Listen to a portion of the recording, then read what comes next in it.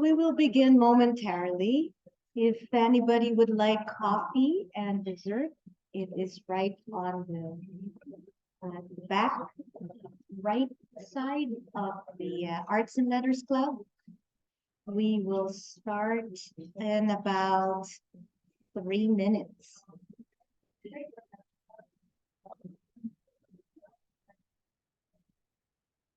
You excited, Martin?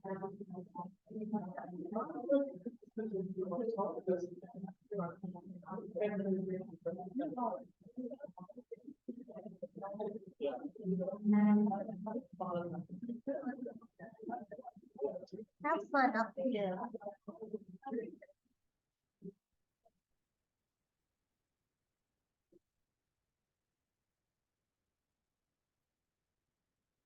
Might have something.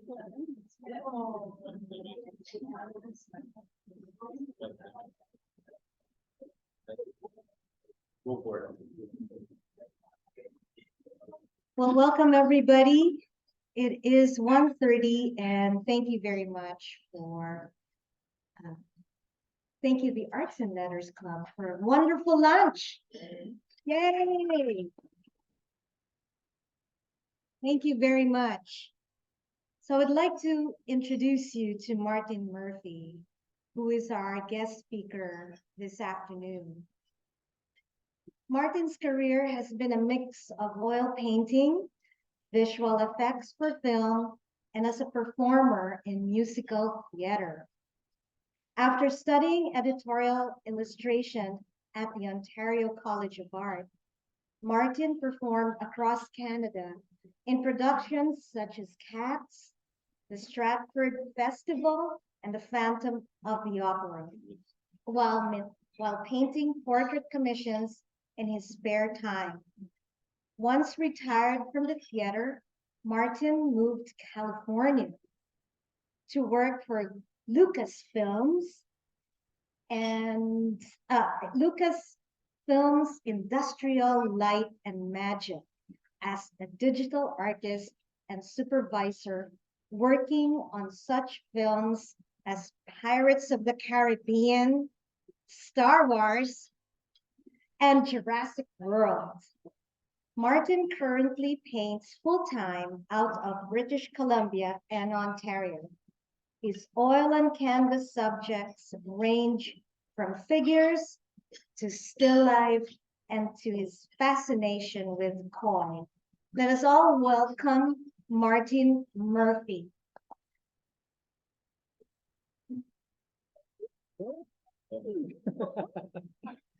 Take it away. Thank you, Marissa. Now, is that true? That was your last official duty? I think so. Oh, thank you. I'm honored.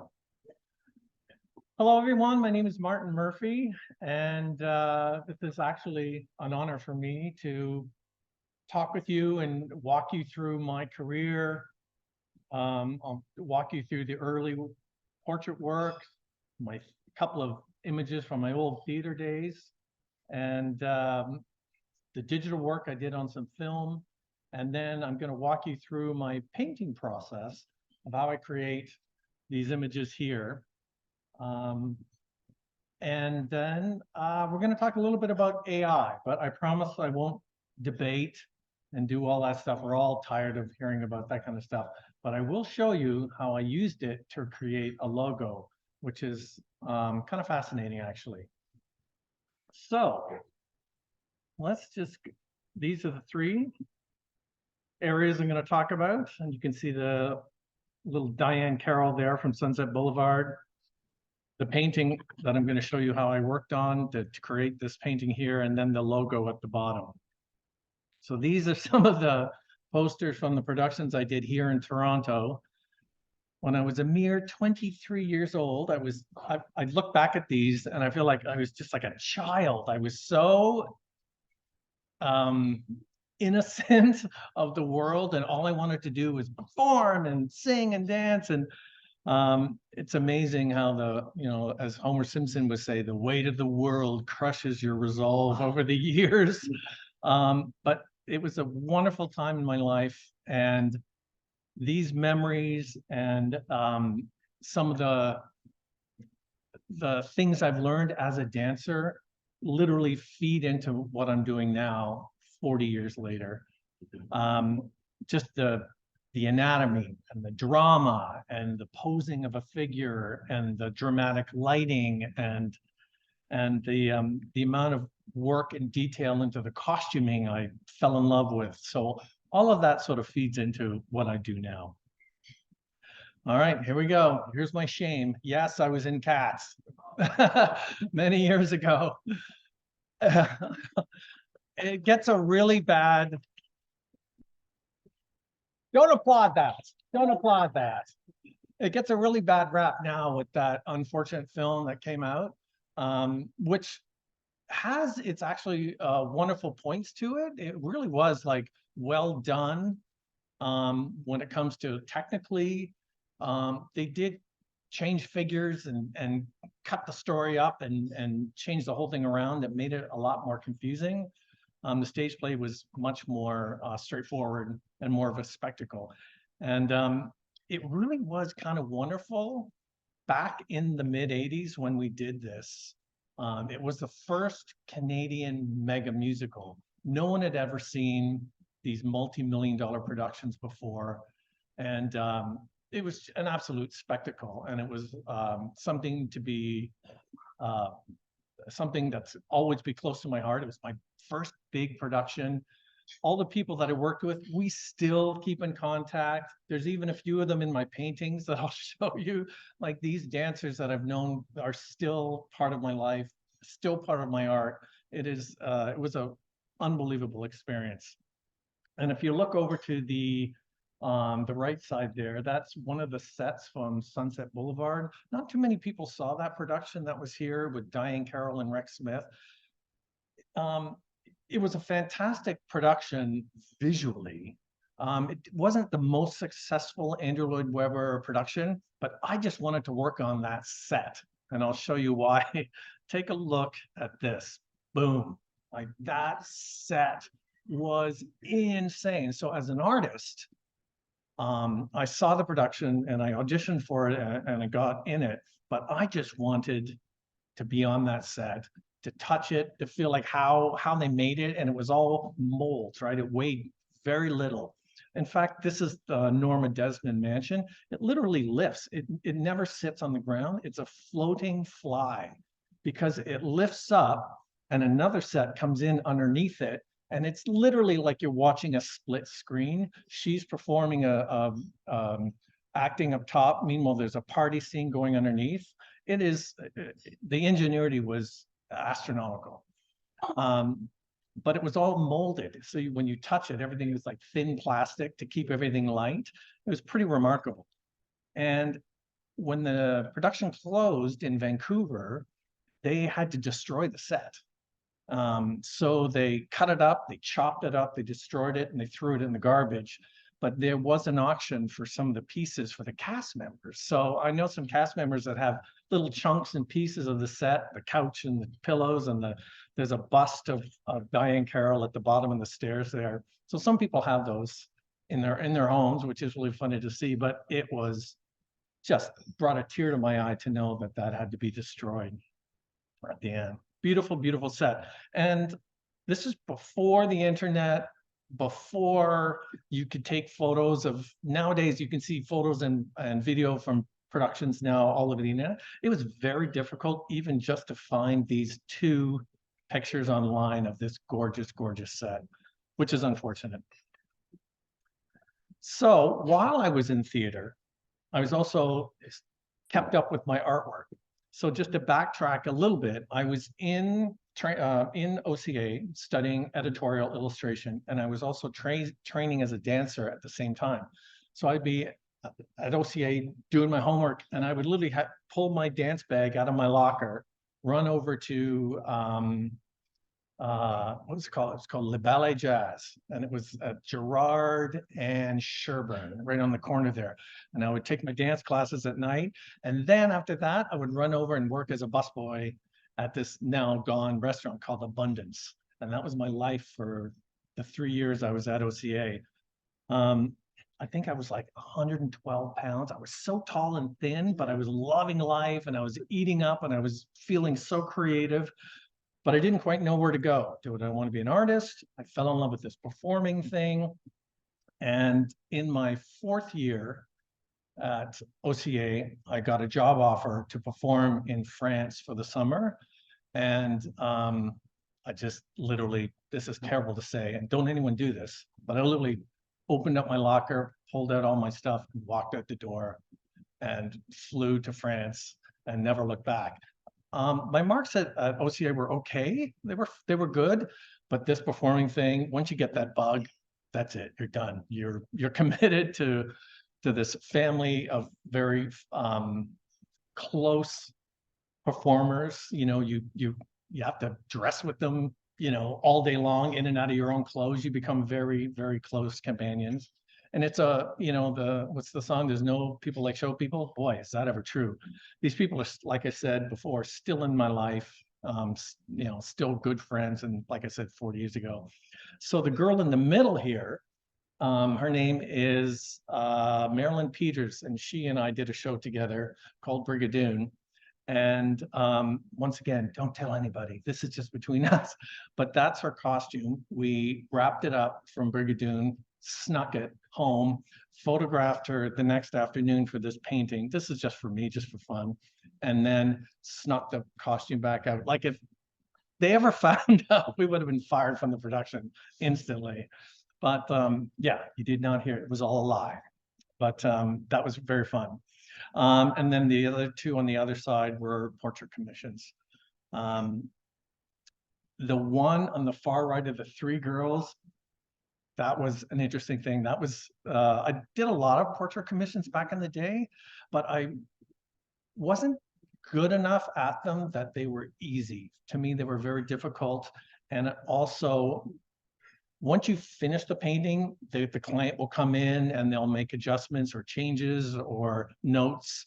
And that's difficult I like paint figures, but for me, I just like the imperfections, but portraits, you want to look good and you want to look the best you can. So that is the challenge for me at that time. It's like, I just want to paint skin. I don't want to make you, you know, 20 pounds lighter and you know, younger, which is, I got a lot. Yeah. So for instance, like the girl in the black coat over here on the left side, she was disappointed. I went and did the photo shoot at their home, and she wasn't really into it. She was like a little bit, she was at that teenage, a little bit of a rebel perhaps. And she was like, oh, I'm not really into this. So when she saw the finished painting, she was disappointed that she had worn a jacket and pants and didn't look a little bit more like a party dress. So she was disappointed and pretty visually upset at what she wore, but it's one of those things, right? So here's some more. So the one on the left here, this is Christine Donato. She's an incredible dancer. She is there was this movie called Sing that was filmed here in Toronto, and she was the dance double to the star of the movie, which is, you know, every dancer's dream to do that, right? Like back in Flashdance days. So that she did that. She is an incredible dancer. So her and I are going to do another painting this summer. We're already arranging the time and everything. But this giant thing, it's like 6 feet by 4 feet. That's hanging in my parents' home right now. And then the 3 girls was another portrait commission for actually the daughters of one of the Phantom of the Opera. He asked me to paint his daughters. So we went to this amazing location that wasn't their house, and we shot by a pool and everything. There's another giant painting. Another portrait painting on the left, and then on the right is just a still life I did of some objects that were in my apartment at the time, all of which are smashed or gone or in the garbage. It's funny to look back and it's like, oh yeah, I used to have that rug. Oh yeah, it's all gone now. So then now we're going to talk about my transition from the theater and the painting into the digital.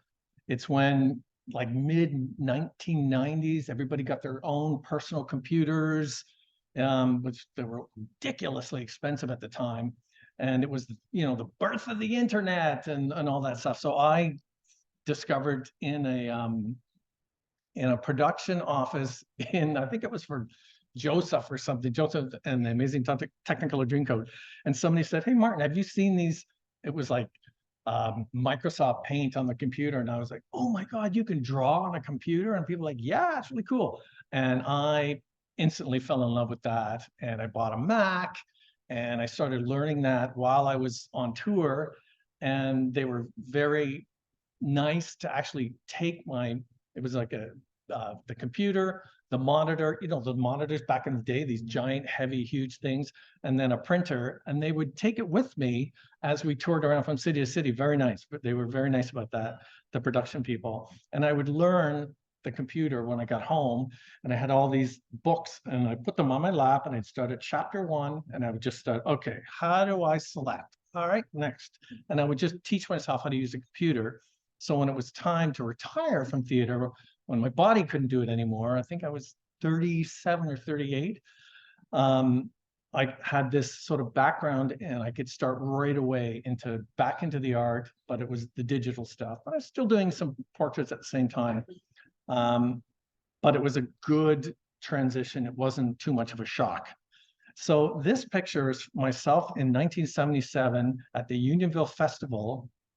And I just seen Star Wars and then made this goofy costume from foam rubber I found in the garbage, and markers to make it orange and stuff because I was obsessed with Star Wars.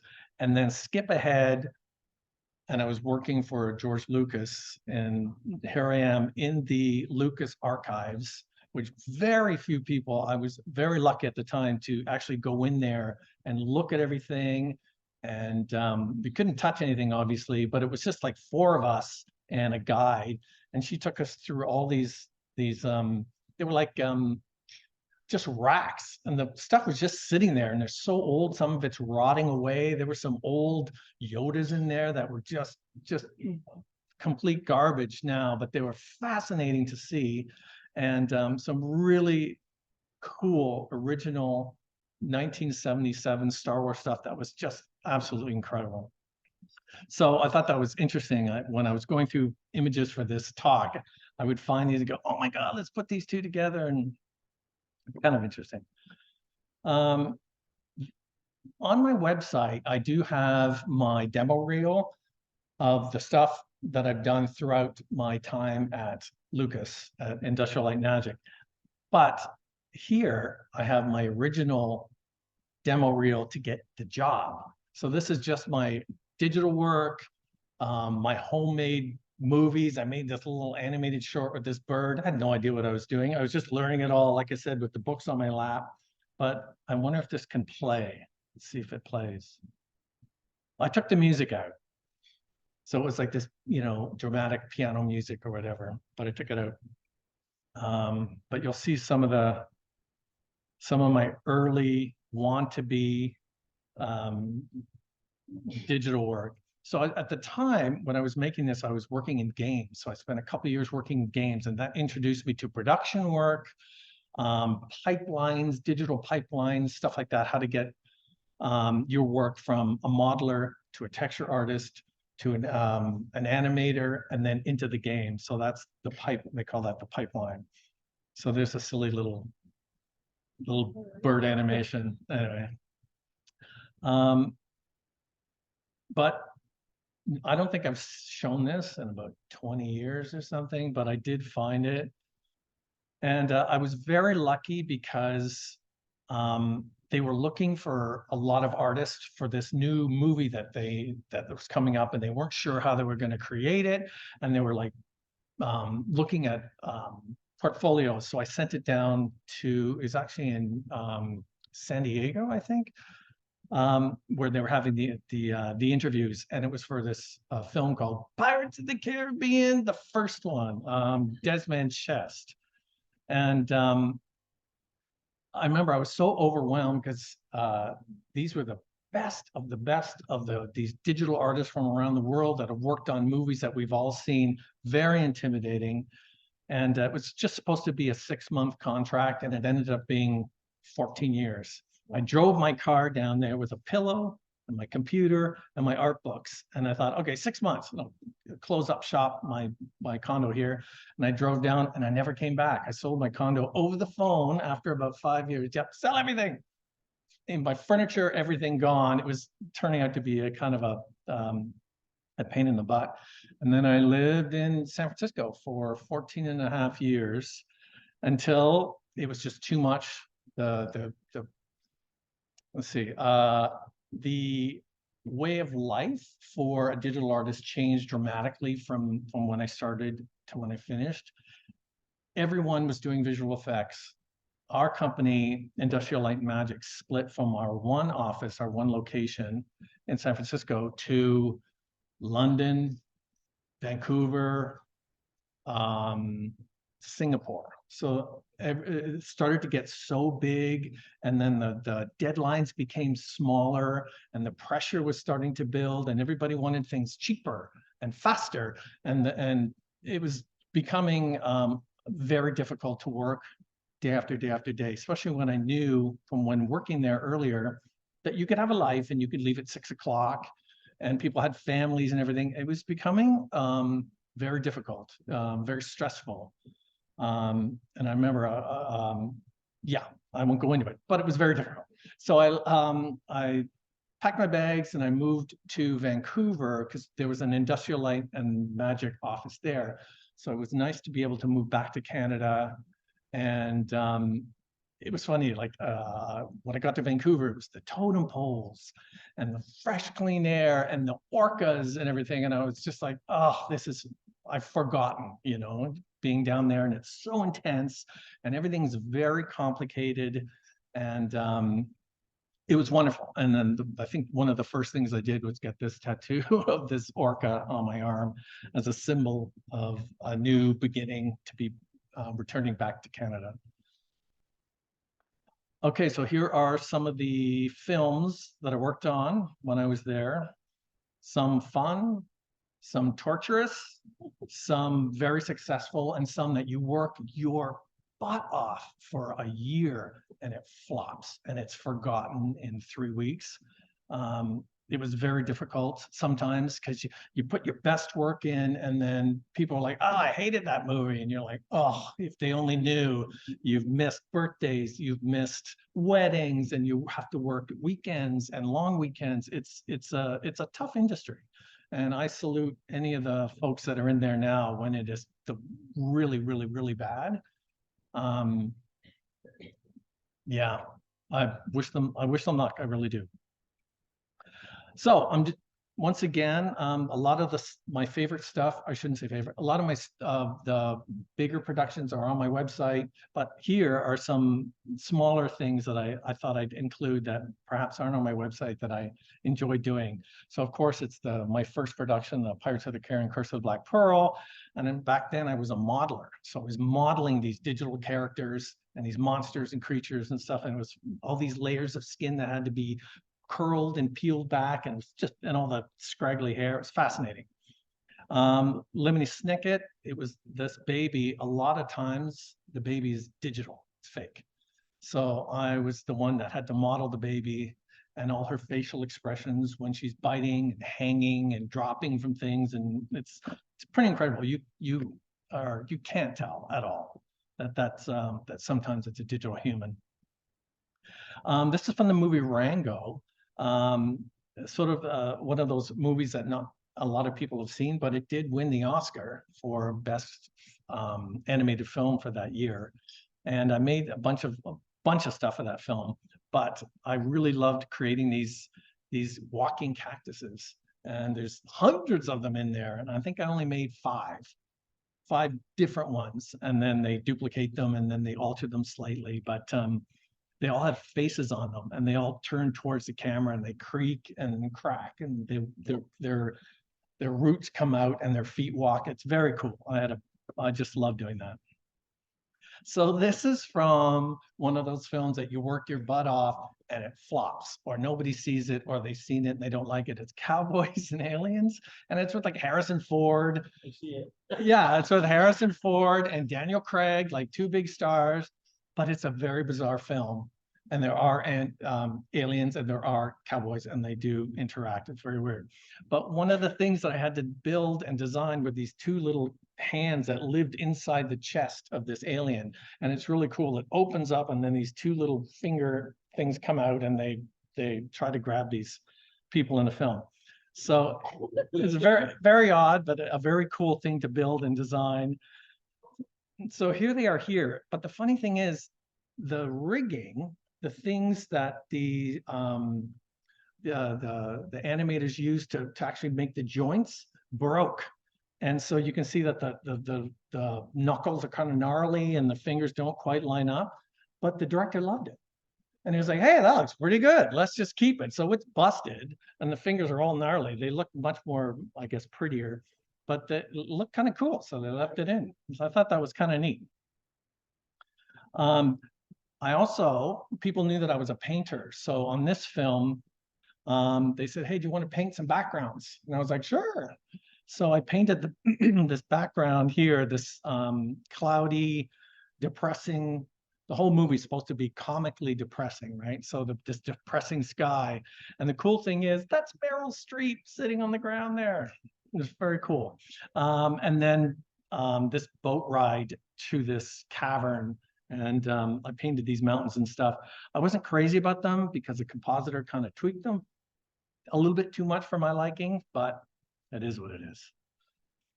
One of the things I'm kind of most proud of is this creature here from Jurassic World, the Indominus Rex. It took a long time and a lot of people to build this thing. You have a designer from the art department at ILM, and they literally give you one or two pictures, and they say, okay, can you model this or build this? So we had a modeler that built the body smooth. It's like it delivers to me. I was a texture artist, texture supervisor actually at the time of this. And it was my job to put the scales on, the skin, the blood, the teeth, how the light reacts to the skin as it goes in and it scatters and carve out the claws and everything. So that was my job. And it was one of those things where the Jurassic Park was coming back after 15 years or 12 years or something, maybe longer. So everybody was all pumped and hyped to work on this film. But it was very kind of, to be completely honest, a little unorganized. So after we finished this film, I was exhausted. And I was like, all right, I'm done. I'm leaving. And they came and said, hey, Martin, we're doing another King Kong movie. And I was like, I'm in. So this one was a lot of work, but it was very cool. And so here's some shots from the King Kong movie. I worked a lot on Kong's fur, like the painting of the color of his maps, and I made his hands and feet. And then there was another artist that painted the face and another artist that modeled the body. So all of us put our work together to get this thing built because it takes months, right? And the production people don't have a lot of time. They're like, we want this thing in a month, but it's like, it's impossible. So you get a crew of like 8 or 9 people to build these creatures at the same time. But these skull crawlers, as they call them, they have 2 arms and a tail and a head, and that's it. And they're very awkward looking, but they actually kind of made it work. The animators actually did a really good job of making them believable that this thing could walk on 2 arms and a tail. But for me, it was great because I got to go in and put like all this imperfections and ugly things on the skin. And I would find pictures of turtles and I just like scour the internet for, burn victims and stuff. And I would take pictures of their skin and I would put them onto this creature on the tongue and the nails and everything. It's very fun. And I'm finding out as I get older, it's like I really enjoy texture. I love to create wood and glass and skin, and I just love that. And it's now part of my painting love as well. When I paint, I love to be, I use this word faithful as I can to the quality of the surface. But it all kind of started with building these creatures, which are under a microscope from directors. Here's a quick Jurassic World story. If you saw the first one, there are 4 raptors in that film. So at the beginning that we have these budget meetings and they say, okay, Martin, how long do you think it'll take you to paint these 4 raptors? And I said, well, and they said, well, they're basically the same, but they'll have 4 different colors. I'm like, great, okay, well, X amount of time to build one, and then like another week and a half to change the color for each of the other ones. And they're like, great. Month later, Steven Spielberg comes back and says, no, I want 4 completely different patterns. But the budget didn't change. So I was like, oh, so the poor girl that we had hired to paint these raptors just ruined her life. So now she has to do 4 times the work in the same amount of time. And everybody's trying to help out and get this thing done. So that was one of those unorganized things that happens these days with visual effects. Like back in the day when I was in 2002, visual effects are so expensive to do that you have to have everything ready, everything organized, every shot to the second is timed out because you don't want to waste your time on even 1 second of visual effects time because it's very expensive. So now with the advent of everybody doing visual effects and the computers and the programs have all grown and become a little bit easier, I guess you could say, but they're much more complicated. The directors can make changes on the fly and change endings of whole movies like 2 months before the movie even opens. And, you know, all these artists have to scramble to finish some very difficult work, like very difficult work. So yeah, so we ended up having to redo those 4 raptors, and boy, that was a lot of work. But they ended up in the other movies as well. So actually, that's not true. They killed off 3 of them in the first one. So I lied. Only 1 made it through to the other film. So there's my one and only picture I have with George Lucas. And I might have been tipsy. That was at the Christmas party one year. And then the other one, because they know I had a dance background, they said, Martin, we have a studio downstairs that does all of that motion capture. So I would get into the outfit with the little reflective balls on it. And I did some stuff for one of the Star Wars films and the King Kong film. I was like animated, like pulling the giant octopus out of the water and just a bunch of other things. So that was a wonderful break in the day rather than sitting and working at my desk to go down and do some motion capture. Now the fun stuff. Once the films are done, you get to go to the openings if you're lucky, right? To the red carpet. So I just have a few snapshots from the red carpet. So this is from the opening of Cowboys and Aliens. So there's Daniel Craig and then the director, Jon Favreau. This was in San Diego, actually. There's a couple of pictures from the opening of Jurassic World. And you can see, it's kind of hard. Oh yeah, you can see that these openings are huge. They block off streets and they huge crowds, and it's a big deal, big deal. Then, oh wait, I'm gonna back up 1 sec. This is kind of cool. There are 2 red carpets. It starts off as one, and then it splits off. If you're super famous and important, you get to go this way. And if you're just a guy like me in the trenches, painting scales on a dinosaur, you go this way. So it is literally exactly like that. I remember that at the Jurassic World one. You walk in and it's like, oh, this is fantastic. And there's somebody literally going this way, this way. Like, oh,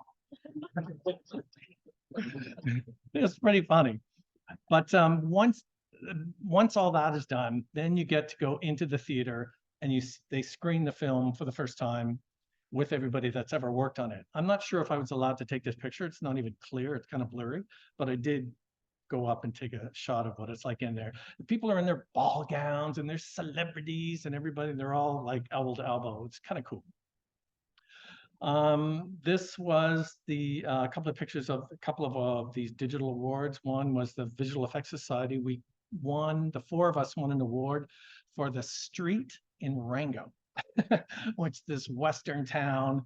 And it was a lot of work and it features mostly through the entire film. So we got an award for that.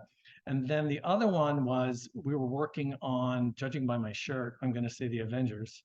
And John Knoll, you will know this name. John Knoll came in and he had the Oscar probably for Rango, and he came and he brought that in, and everybody was like goofing around and picking it up and getting their picture taken. But John Knoll, he is this wonderfully incredible man. When you launch Photoshop and you see the names, his is the second name. He is one of the founders and originators of him and his brother. I think his brother's first, and I think he's the second name. So he's an icon there at Industrial Light and Magic.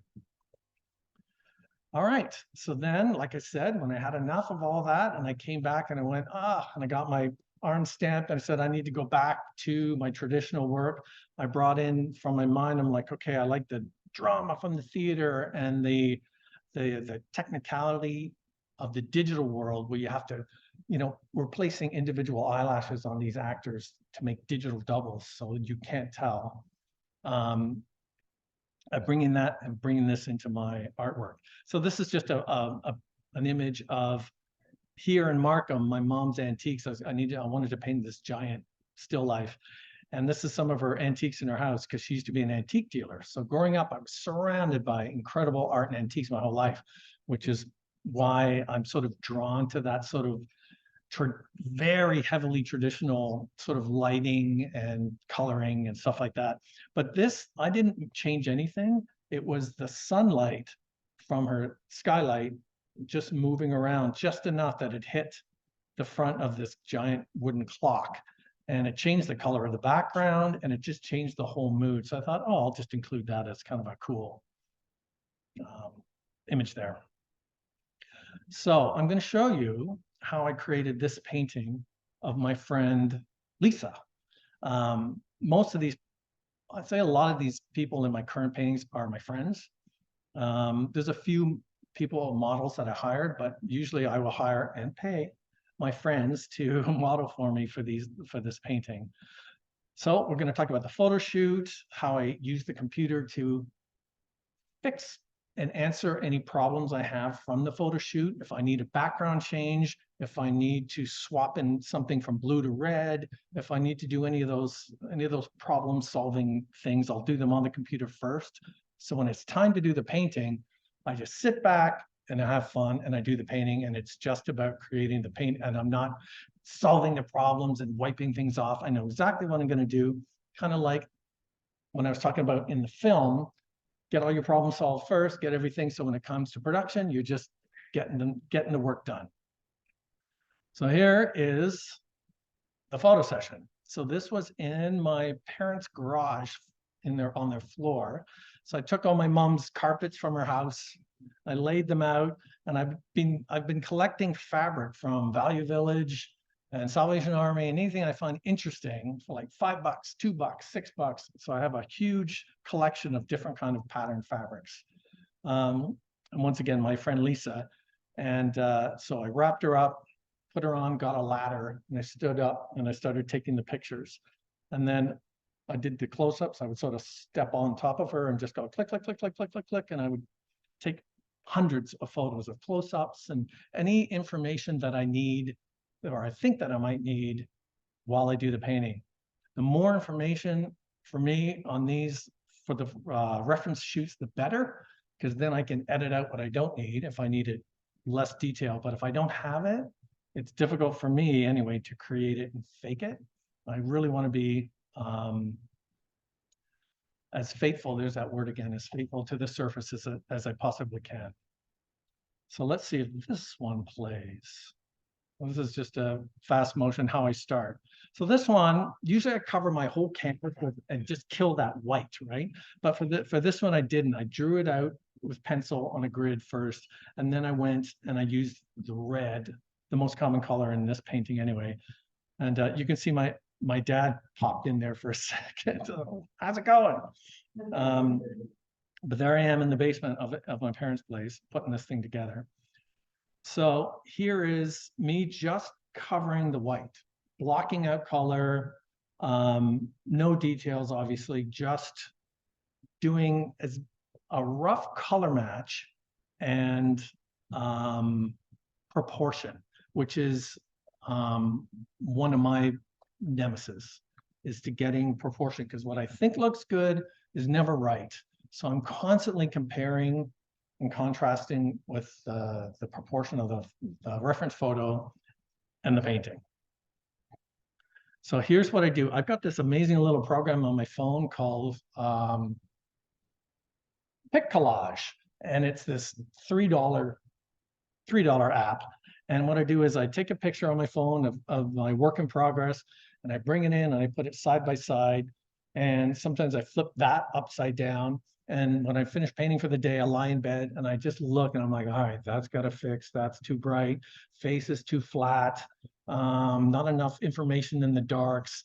This red isn't working. And I just make visual notes to myself. So in the morning, I know exactly what I'm going to attack. But when my paintings are quite large, they're like 6 feet, 5 feet. I just lose that ability to see them when they're not big. And I try to step back and take a wider look. But after, I think, as we all know, like after 8 to 10 hours, if you want painting you can't see it anymore. All you're seeing is your mistakes or whatever. So you just need to, the phone is your brutally honest, mentor. You take a picture of it and you instantly look at it and you're like, and it's horrible. But if it can pass, if it looks good on my phone, I'm in the right direction. So here's some side-by-sides from the reference photography and the painting as I go. And then there's the final one. And it's layers upon layers upon layers. So this takes about 5 weeks of painting every day. And sometimes I'll spend like a whole day on a face and it looks terrible. And I have to go back and try another attack at it the next day. And for me, I do the hard stuff first. The face is always the most difficult, and the face and the hands. So if I can get comfortable enough with that, then I feel like, okay, now I can move on. Like if I go back, you can see the faces where I put most of the work, and the other stuff is just sort of blocked in. Yes? I'm sorry? Oh, oil. Yeah, these are oil on canvas. Yeah, sorry. I'm sorry? This year.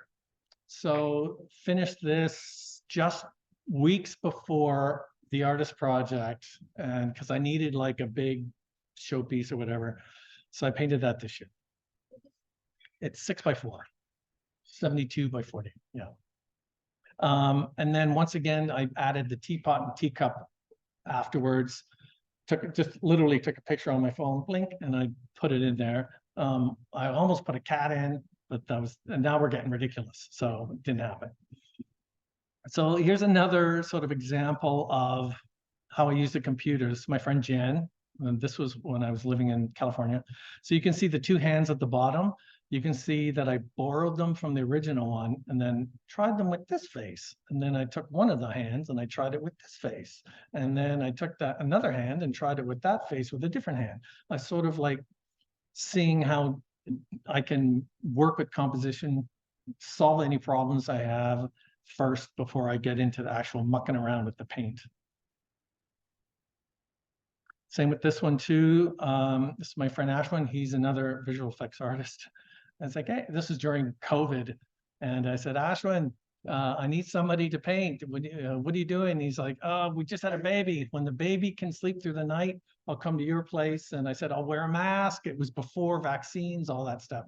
So he was an absolute sweetheart. And he came in and he let me photograph him and create this piece so I can paint something during COVID. But I borrowed a head from another pose and I put it on top, and I color corrected the skin and fixed the background and did all that on the computer first before I actually sat down and started painting. And that's another oil on canvas, and that's another 6 foot tall painting. So this is my friend Janie. So Janie and I were in Cats together. So skip way back to back in the 80s. So her and I were both dancers. and find out she lives just a few blocks from my parents where I'm staying now. And so I said, Janie, let's pose for a painting. And she goes, okay. And she was fantastic. And she's got these, like, she's all legs. She's like a head and a little torso, and the rest is legs. She's from the National Ballet. She was there when she was like a small child, but Cats was her last performance. So she's been teaching theater for 20 years after that. But so we did a wonderful painting with Janie, and once again, into the computer, I erased the background, made everything, I wanted just white, and just the skin. And I just wanted to focus on the imperfections and the beautiful imperfections, I should say, of her skin. She's like, Martin, I've had hip surgery and I've got scars. I said, I want them all. So I painted all her imperfections. And we actually did another photo shoot last week, because I'm going to do a whole series of these sort of very white contemporary figure pieces for in the summer. And this is that side by side I was telling you about. These are just some I pulled from my hard drive. You can see like some of them are upside down, just to see the reference photo and the painting, just so I can do this side by side and see what pulls my focus. There's some more here. You can see where, like, some of the reflections from the fish, I didn't paint, I edited out. And then the male model, he's actually a model that I hired, but you can see like slight changes in him. He had tattoo. No, he didn't have tattoos, this guy, but there were some dangling things on the fabric, and he had painted nails and stuff. So I just changed all that. And this one was pretty straightforward. Didn't have to do much for this guy. And the photograph is on the right and the painting's on the left. I don't know what this is. Oh, yes, I do. This is this is a video of, oh, it's got some music on it. Yeah. The music's okay. I paid for the music on this one. So I made this and put this on YouTube, because people were like, is that the painting? And I said, yeah. So I'll show you my process. So the hard stuff first, and then the details afterwards.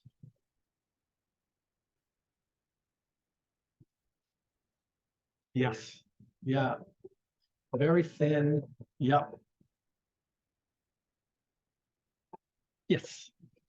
Yeah. So the question was, do I have to wait a day? Yes. So it usually dries overnight.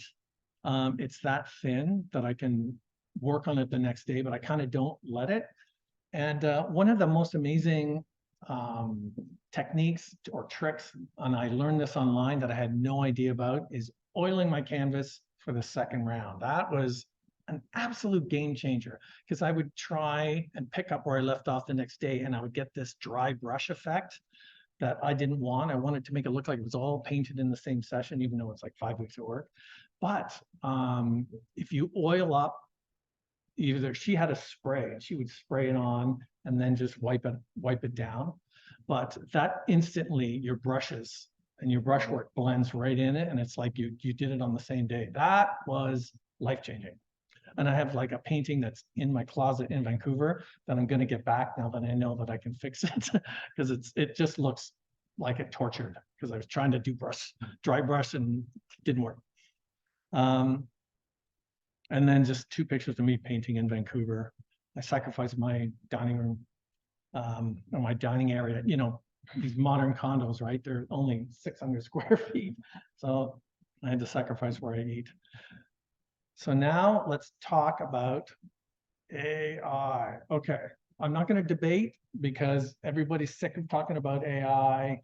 We all know what it is now, but I will show you what it can do. And I'm going to show you how I used it to create a logo for my nephew. And it's pretty fascinating, actually. It has destroyed jobs for people who do spot illustrations, I'm sure, for magazines. Like back in the day, it was like $500.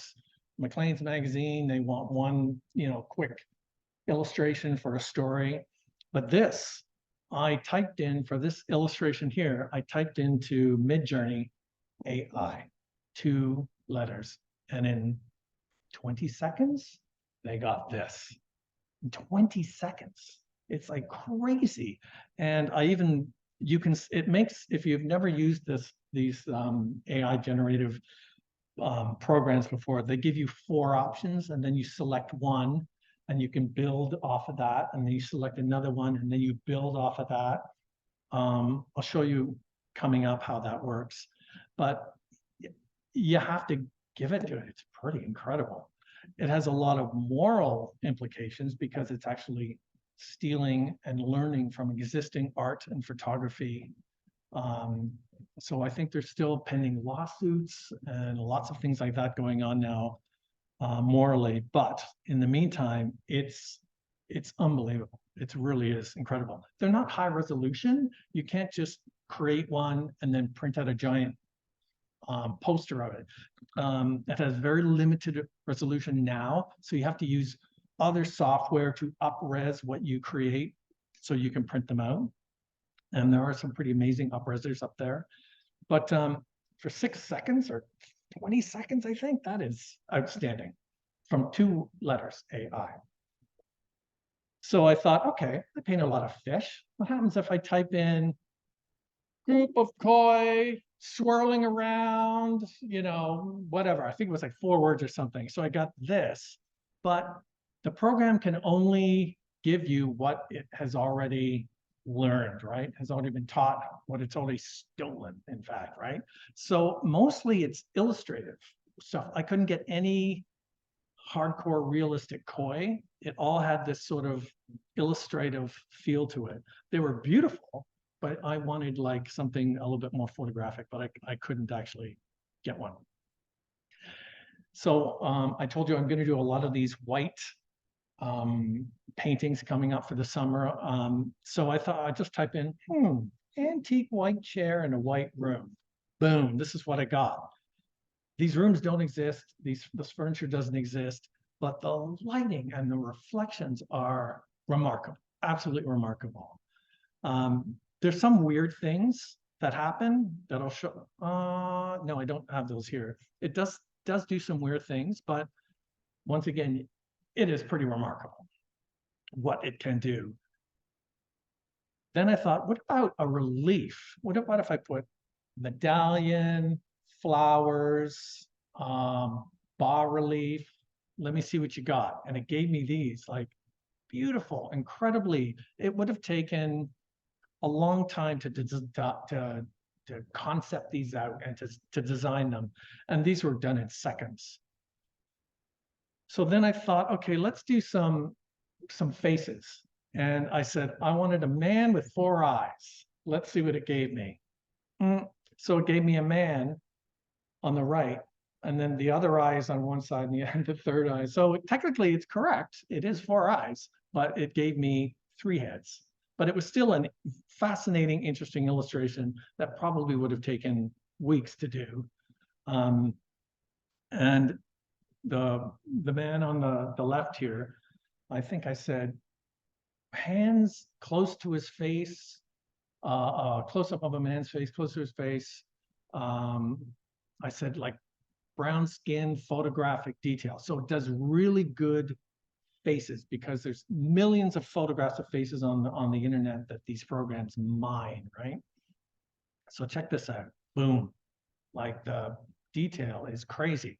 But Manny and I were talking about this earlier, how I love the imperfections. I love the grays around the eyes and the greens that are underneath the skin and all that stuff. But the pictures online have been tweaked and photoshopped and done all that stuff. So the images that it's pulling are already edited and perfected. So that's why I only paint my own photography. I don't paint anyone else's work. Digital stuff, I only paint my own photography. And when I do ask somebody to model, like no makeup or very little makeup, no foundation, of course. And because I'll fix what I need to fix, but I need the information to start. But once again, these are remarkable. And my niece is a photographer, and she's like, I'm out of a job. That would took seconds to do, and I didn't have to hire a model and book a studio and set up lighting and everything. But it's pretty incredible. So then my nephew says, Martin, can you make me a logo? I said, okay. And I thought this will be a great opportunity to see what this artificial intelligence can do with logos, because apparently it's very good for that. So here's the specs. He wanted to include the bird, which represents to him life at the cottage. And then in his cottage is a painting by his grandmother.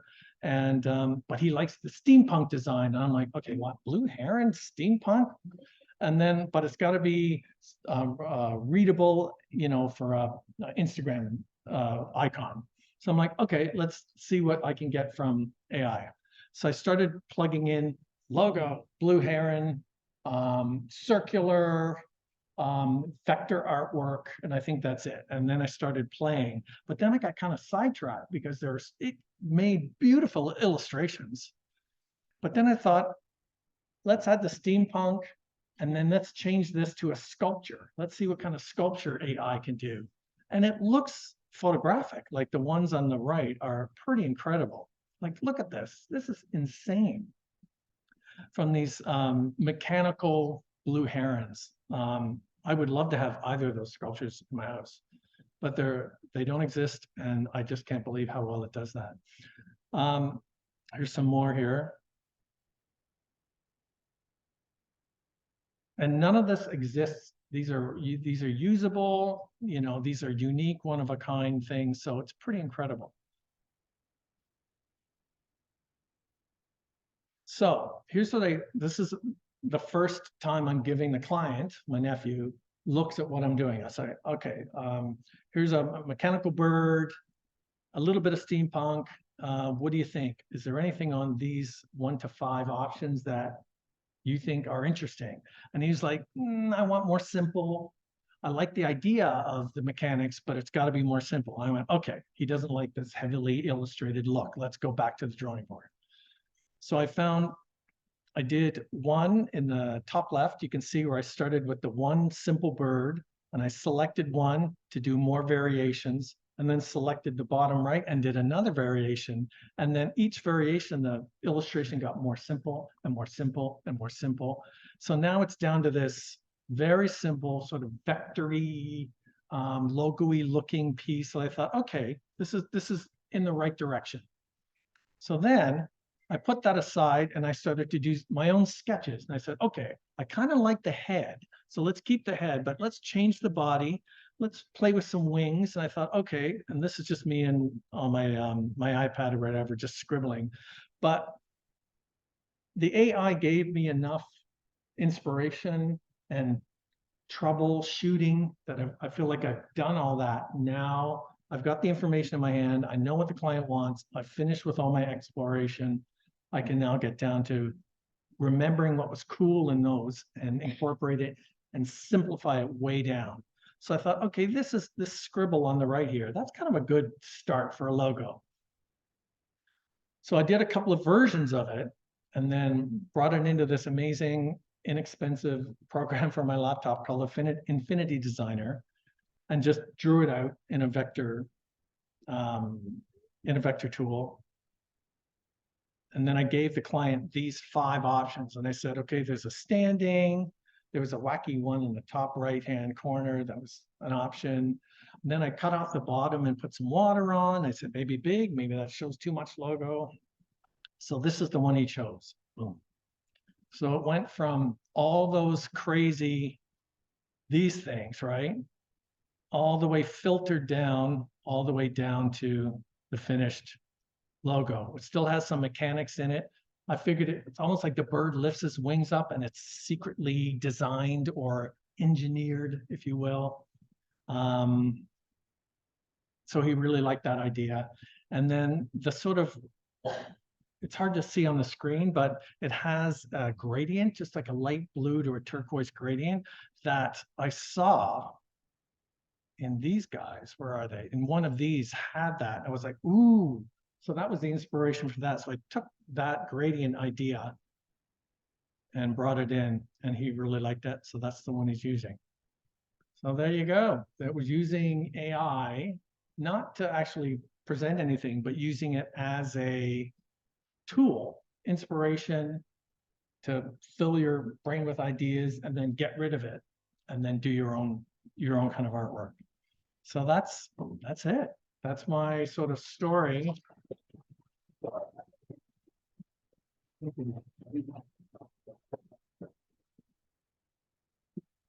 Does anybody have any questions? Oh, there's one in the back. Not so much a question, but an observation. To allow me to say, you were next level of the stuff you were showing when you're on. You were next level before being on a level to take. Thank you. Oh, the question was actually a wonderful compliment. Thank you. Thank you so much. Any other questions? Oh, Alan's got one. Martin, are you tempted to use the picturing tool or other tools for your portrait and figurative work? People do all the same. So the question was, do I use AI as inspiration for my portrait? As a principle, are you tempted to? Oh, tempted? Absolutely. That's what all these white rooms were for. Because let's go back here. Yeah. Because the next set of paintings I'm doing, it is a white piece of furniture and the figure on the furniture. So absolutely, I did explore that. But it's very difficult to get perfection from the AI because it's waiting for you to give it the exact direction. And sometimes if there isn't something out there for it to mine, to learn, it can't give it to you. So it can only do so much, but it is pretty remarkable. I'm not going to use these just because I want even less of a background. And I've already destroyed a chair by painting it white. But it's interesting. It's fascinating. And I went back and I did things like, looking for koi. And I went back and said, okay, what about a girl lying on a carpet? Where is it? Where is she here? Ding, ding, ding, ding, ding. Yeah. I said, what about a girl lying on a colorful carpet, wrapped in fabric, reading a book, lying on her side? And I got kind of interesting things, but nothing that I could have used as an inspiration or as a reference even for painting. I know people are doing that. I know they are using it. They're creating incredible things and then painting it. Hey, I guess that's whatever, makes you fulfill your creativeness. That's great. I've got some, like I said, I've got some rules. I only paint my own, what I see for myself out of my own eyes or photograph. But yeah, I'm sure that's going to be the, I'm tempted to say I've seen it already. There's a wonderful, very popular painter named Cesar Santos. I'm sure most of us are familiar with his work. Traditional, gorgeous figure painter. And I think like 6 months ago, I think he discovered AI. And now his paintings are all wacky, weird. They look, you see skin and you see fabric, but you don't see anything that you recognize. You don't see faces or anything, but you kind of see like some skin and some wrapped up fabric, and you see it and it's real and it looks like it's absolutely real. But it looks something that came from AI. I don't know if it is or not. I think people are still sort of leery of sort of owning up to what they're using to create their art, especially with something as perhaps as controversial as AI, but I think it's out there for sure. Yeah. Well, very generous. Thank you very much sharing with that all the transition to your career. How did you get to be that large scale with your painting? Was it always like that, or you started like all of that shy with the small pieces, and then how did you transition in that? Oh, there was no transition. I always painted big. My favorite painting ever, famous artist that actually got me into painting was John Singer Sargent. My roommate back in the early 90s or late 80s, I think, had a giant, thick Sargent book. And he brought that in. I was like, holy crap, this guy's work is amazing. And we all know his paintings are huge, life size, sometimes bigger than life size. And I thought, okay, I'll paint some paintings for my apartment. So I started painting these, my friends really big, and they weren't very good, but at least I had something cool, and they were always big. So I've never painted small. They've always been these pain in the butt to move and to ship and all that stuff there. That's sort of my thing. But after artist project, I saw so many people doing this when they see my paintings, like literally talking like, I saw that all day long. Couples having conversations standing in front. It's not going to fit. Yeah. So next set are going to be a little bit smaller, but I'm not comfortable painting. I don't have very many small brushes. My brushes are usually pretty good size, and I just enjoy the physical, and I just enjoy the impression of a large painting that when you walk in, you're like, it takes up a full wall. But who knows? Maybe one day I'll paint smaller. That's my mom. Paint smaller, for goodness sakes. Can't even fit it in the car. Yeah. Yeah. There's another question over here.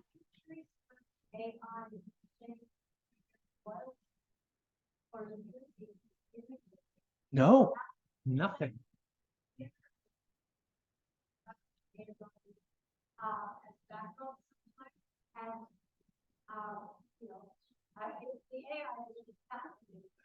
So the question was, is there any royalties involved with AI art? At the moment, no. It's all you. Midjourney is what I used for these AI pieces. So you have to pay a subscription. It's like $10 a month for like the lowest tier. If you wanted to use it more and have faster servers to create your work, it goes up, I think, $60 or $30 or something like that. But you pay for the service of using their servers to render these very quickly. But they're all considered original pieces. You could even type in the same 5 words you use to describe something, and it will generate completely different images. So no two are the same. You can get pretty close, but it's pretty incredible. Yeah, it's absolutely fascinating. Yeah, dangerous and fascinating. Oh. Oh, thank you. It's funny because I want to paint bigger, but my life is making me paint smaller. For artist project, I had to ship 6 paintings from Vancouver. Oh, that was painful. So I flew over there and I put them into boxes. I put 2 together. I think I faced them together with a padding, and it worked out to $200 a box, which I thought was pretty good. Oh, actually, I'm wrong. That was $200 a painting. So I think the 3 boxes were $1,200, which I thought was pretty reasonable, actually. They got there, no damage, perfect condition. I didn't have to worry. But yeah, it'd be nice just to be able to have something a little bit more reasonable to move around, especially with the shows that are in different provinces. And I can't afford, to move these paintings around. It's just too expensive. So where I paint them is most of the time where they live. Oh, the question was, who do I use to ship? I used, what did I use? Purelator, which I shouldn't really. There's so many videos on finding shipping is always for us a huge deal as artists, but I did use Purelator.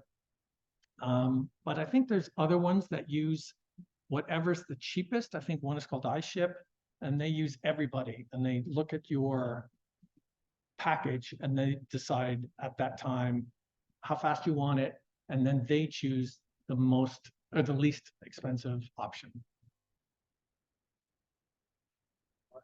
Well, another question? So you're kind of a visionary, you're on the cutting edge of some of this stuff. Right? Bleeding, baby, bleeding. Yeah. Oh, wait, before you even ask that question, hold that thought. That was part of the very difficult thing about working in industrial light and magic. We were literally creating the software and the techniques and stuff for these films. So the software literally was changing out from underneath us. Like every week there were updates and changes. And it'd become very frustrating because you're like, oh, I just wanted to finish this creature, whatever. It's like, no, you're going to do it in this program. Or we changed our texture software program from our in-house proprietary software to this off-the-shelf software. And it was a huge, complicated process to switch how you do everything over, especially when you feel after many years, like 10 years, you've mastered this thing and you can create anything. Now you got to start all over, new techniques, new storage, like just how the whole program works. But I've learned that if you don't embrace change, you will be left behind, right? That was the biggest thing I've learned at ILM. Like, as painful as it is to learn and keep growing, and we always say we're on the bleeding edge, and we're like, yeah, I'm blood coming out of our heads. But you have to. It's just part of that's part of That's this. kind of a beautiful segue to where I was going, because you were talking about some of the programs right now may not have the high resolution, but there's going to be somebody that's going to put these things together. And so if you look forward from the bleeding edge, you put band-aids on it, you look forward. What do you see a couple of years out, even 2 or 3 years, when the technology for the AI apps or software improves so that you don't have the limitations or the restrictions on resolution, or there are maybe other creative breakthroughs that like the blurred edges and the morality of it or the ethics of it. Where are we with this? And what do you see? Because you've been on those edges on other technologies. I'm interested to hear your insight vis-a-vis your work as an art, or guidance or thoughts about where we are now and where we are in the future. So the question was my thoughts on where we are now and where the future. Boy, that's a good question. Sometimes getting the technical aspect of just up-resing an image is already now, it's already here. That I don't think is much of a problem as the insane amount of technology and creativity to make something like these things. Like, although it does come at a price, and they're legally and ethically, as you mentioned, there's kind of no denying it is absolutely shocking and remarkable what it can do.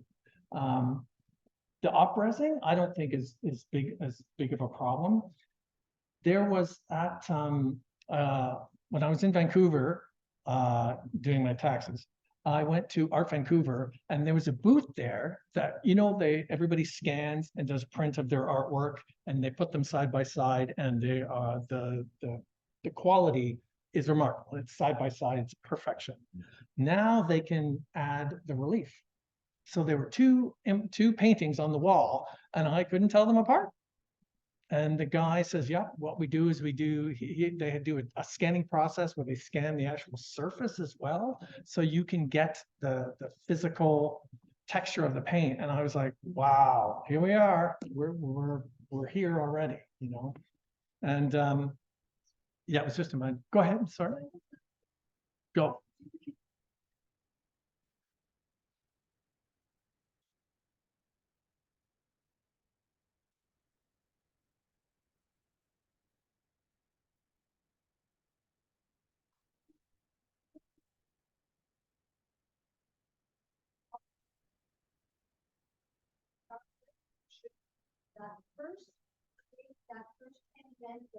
Correct. And the statement was, in case people didn't hear it, shouldn't people learn the basics of art before they step into the shoes of this and perhaps call themselves an artist or whatever? I totally agree with that. At ILM, I would be interviewing a lot of art students that would come and show their portfolios at conventions, and then we would analyze a portfolio and give them critiques and everything. And if they were wonderful, we would give them an interview. And if not, we'd say thank you very much and give them some advice. There were a lot of artists, very young artists, that knew the user guide from their software.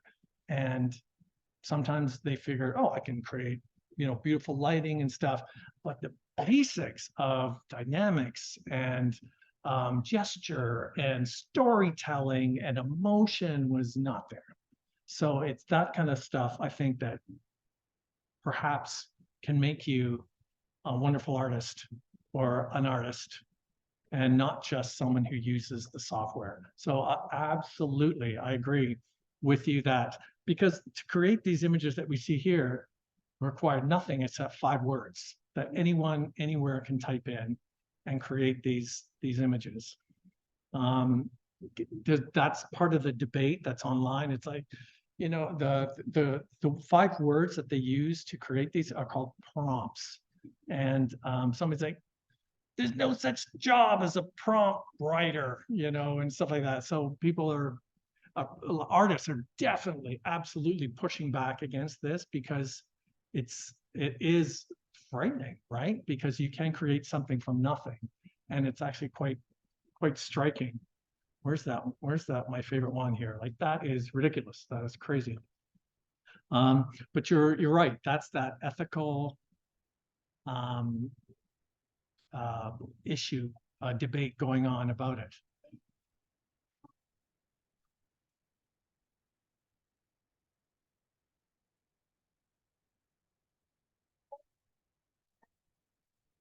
Right, correct. It just turns into a technical program that you can just, yeah. When I was in art school, there was no computers or anything like that. So everything we learned, perspective, and even creating fonts and spacing and all that stuff that you learn about by hand, and literally drawing, perspective rooms and stuff. And so you understand, oh, this is why, and you have that sort of understanding that sits in the back of your head for the rest of your life. But if it's done for you, I don't know, is that good or bad?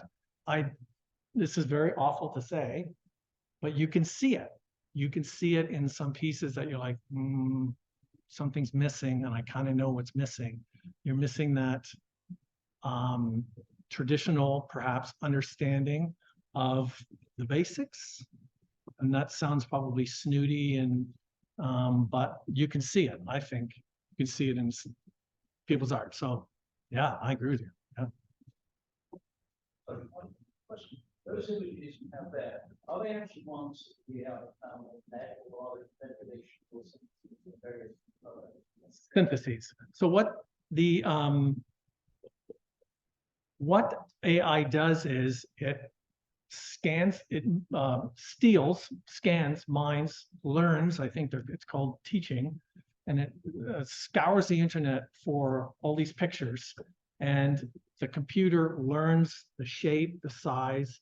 I don't know enough about what's under the hood, about how these are created, but I know that I've seen images where somebody had put in, I want a landscape and a blue swirly sky in the style of, and then, right, a famous artist, and it comes up and it's almost the same, it's ish of the same artist. And sometimes, I think Alan and I even mentioned this, you even see sort of like this weird representation of the signature. So it is sort of learning and copying, and it morphs and creates new images. But they are unique. And that's why I tried to find like stuff for myself, like in the style of Martin Murphy. Oh, nothing. Oh, great. Yeah. I'm not there yet. You know when you're there, when your stuff gets stolen, right? No, it doesn't work. But yeah, it does. You see it working. Like when you click go or render, you see this sort of blurry image, and it starts to render, and it starts to come to more detail. And you can see the machine software actually working to create the image. Martin, have you taken Jurassic World dinosaur or King Kong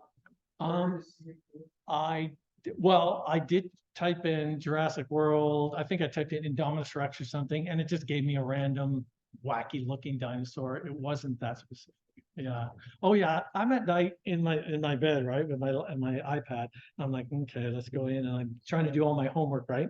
And I'm trying to dig to see if anything's out there, what's out there, what I can create.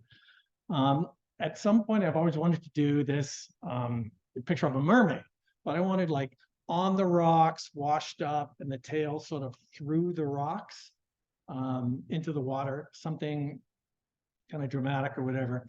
And but it's not out there for the program to create. So I do have them here on my thumb drive, but it's weird what it came up with. All it gave me was dead fish, or there was like I said, mermaid wash up. So sometimes it's like a woman with this tail, but she's beside the tail and she's got her arm on the tail and it's half a fish, but her legs are still there. It's if it's not there for them to, I guess, to mine, it can't create it for you. So I can't get my fishtail. So I can just get the fishtail and put it on the person I've already photographed. So that's not gonna happen. So I'm gonna have to actually buy an actual fish, which I've done to photograph. Oh, another question in the back?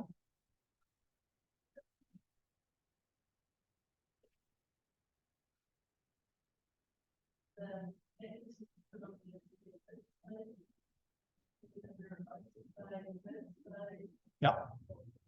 Yeah. Yeah. Now you name it. The ArtStation, if you guys are familiar with ArtStation, it's a website that hosts digital artwork from people from around the world. And they're suing these people because they've mined thousands and thousands of people's artwork to create this AI stuff. Adobe has created their own software, and it's called Firefly, and it's in competition with like the Midjourneys, and but they are saying that they're not doing that. They're only using their stock photo library. So when I tried to do the white room, let's see if I got it. The white room, no. When I tried to do the white room with Firefly, the furniture was crazy. It was all this weird, distorted because they didn't have any white chairs to pull from. But it kind of created this weird alien looking chair. It was kind of cool, but it was not as refined and as perfect as these ones here that literally have much more of a worldwide image database to take from. Yep. Sorry. So right now, when you apply to the jury show, 9 times out of 10, you have to provide your own reference imagery and sources to paint from, right? So what's to stop someone from using an AI generated image as their reference material? Nothing. How would you review check that? Correct. So the question was, how are juries to make a decision, I guess, about using the use of AI art? I have seen some that say no AI art. Used to be no digital art, but now I'm saying no digital art and no AI art. Stipulations, but I guess there really isn't. You know, no one will, unless you mean like, are they painting from? Yeah, you never know. I was just wondering, I was thinking in my head, design paint plein air. Is that a sphere that's not AI? You know what I mean? When an artist goes on location and paints themselves, is that the only area that's outside of the realm of AI, or is that still something? Yeah. Is plein air the only realm outside of AI? Possibly. Type that in as well, and there. Oh, wouldn't that be fascinating? Yeah. I guess you could have plein air and stop. I know, I should sign in. Yeah, it's quite possible. Yeah, where's that one? Where is it here? Because literally this was 2 letters, AI. Let me see what you got. Boom, and it gave me those 4 faces. Yeah, but it would be it would just be a lowish resolution. Yeah, but there's nothing like seeing, you know, the thick wads of paint and there's something sitting in front of you where you can see like for me, it's like the ghost of the artist when you see the brushstrokes on the canvas. And I feel like he was there, you know. There's something really special about that I don't think we'll, at least for now, be able to replicate. Yes?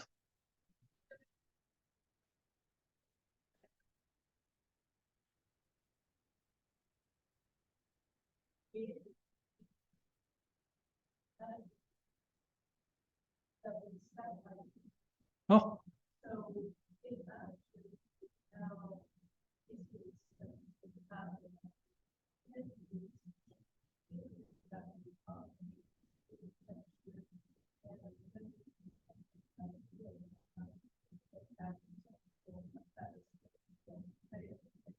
yeah, adding relief to like a photograph or something, or or a printout to give it that feeling of,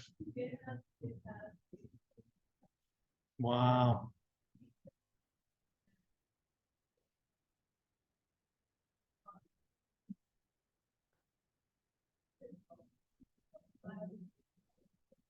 Yeah.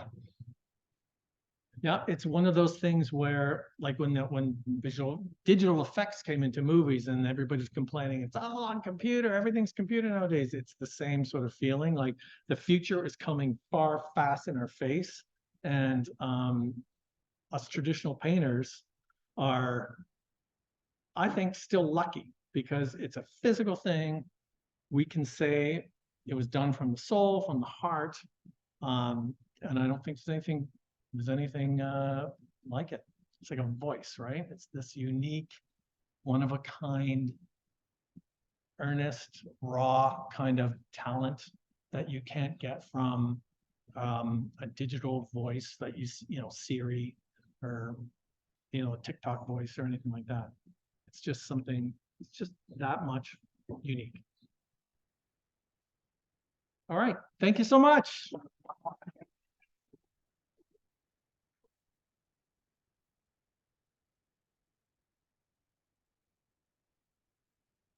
Martin was amazing, wasn't he?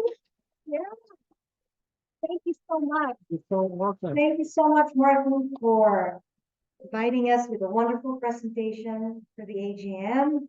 And so interesting, and we can talk about this all day long. I know. Yeah. So thank you very much. On behalf of the Society of Canadian Artists, who wanted to be here? Thank you so much. Thank you. This concludes the, ooh, what? Oh, okay. Hello, everybody. Oh, the step stool is gone. We have one more small thing to say. We want, on behalf of the Society of Canadian Artists, we want to thank Marissa for her 2 years as president. Over the last 2 years, I can certainly say it's been really rock and roll.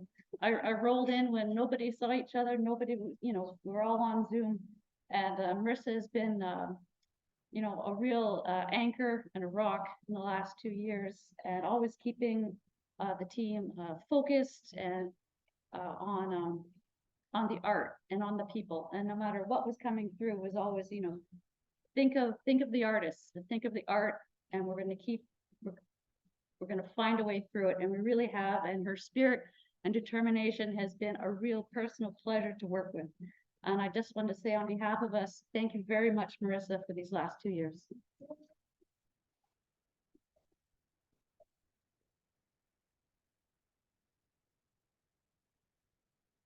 Wow, this was a big surprise. Thank you so much. I'm really, really dumbfounded, and I didn't expect this to happen. Thank you very much. It's been a pleasure to be of service and to have the opportunity to share the Society of Canadian Artists to the world.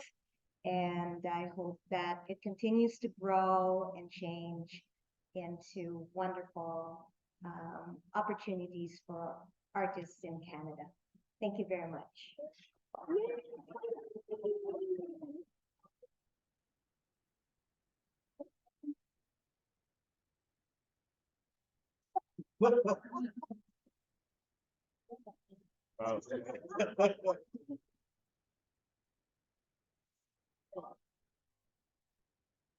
Thank you. So this concludes the AGM. We have a few pictures to take and this will be on YouTube sometime on the weekend. Thank you very much for coming. I'll need the board of directors in the front here so we can have some pictures. The new board of directors. And